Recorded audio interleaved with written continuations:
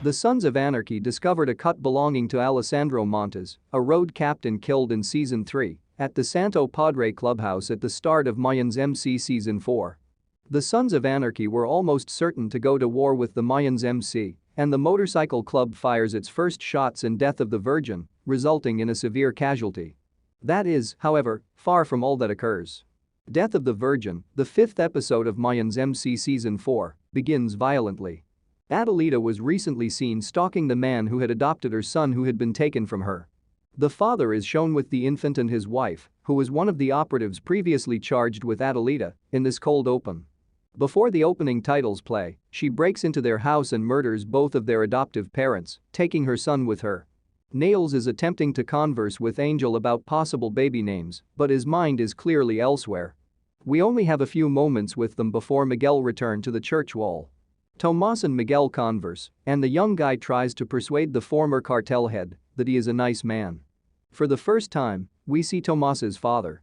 Remember who the gang was hunting for at the gates in the previous episode? Hope, Coco's girlfriend, arrives late to work. It's evident she's been through a lot, and Coco hasn't been around. A baby can be heard sobbing somewhere in the store, and Adelita and her son appear to be nearby.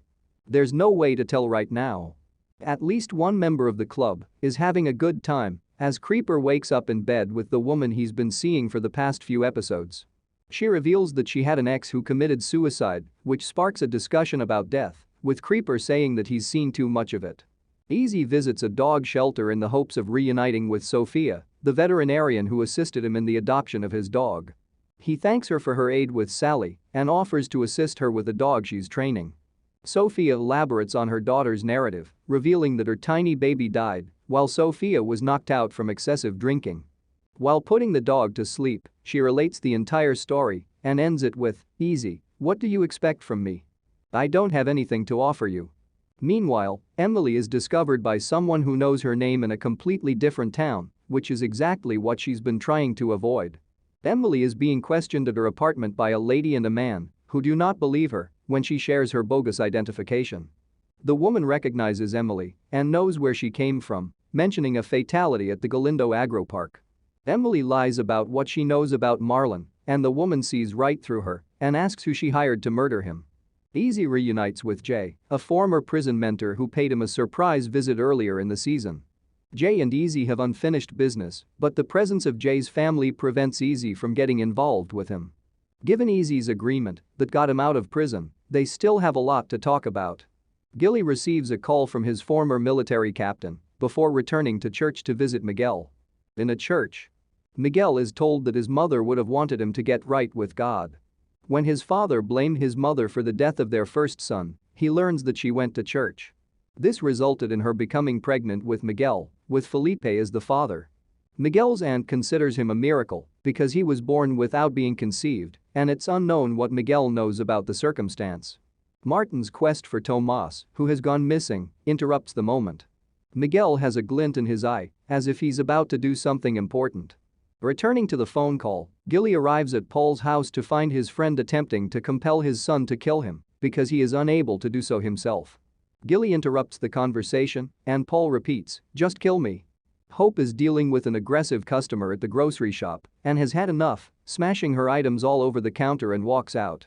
A few more charters arrive at the Santo Padre clubhouse, hoping to start the healing process and pay tribute to their lost comrades.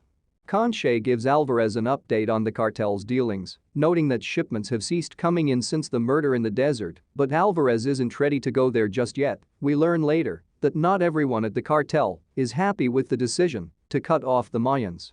Meanwhile, Bishop continues to have problems with everyone, particularly Easy. Who could be surprised? The group returns to the cathedral with some lethal goods. They leave the body of the young Tomas at the gates, where he is bleeding from a chest wound. This attracts his father's attention, and the gang loads him into the truck and drives away. After a commercial break, Alvarez addresses the crowd, assuring them that he wants to put the Mayan violence behind them and start a new chapter for everyone. As part of a ceremony remembering brothers who have died, club members take turns popping bullets out of a gun and placing them on a table. Following the ceremony, Alvarez sits down with another Mayans president to discuss the club's future.